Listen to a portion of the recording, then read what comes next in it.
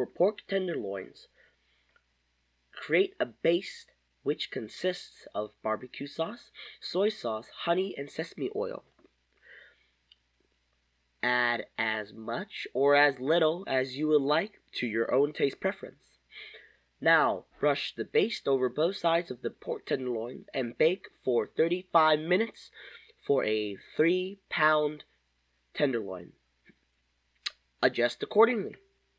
Brush again midway through the baking at around 20 minutes to add another layer of flavor. Preheat a convection oven at 350 degrees Fahrenheit for 5 minutes. Then place your favorite biscuit dough on a foil-wrapped baking tray and bake for 25 minutes. Make some salad and rice, plate the tenderloins, rice, biscuits, and salad, and serve immediately.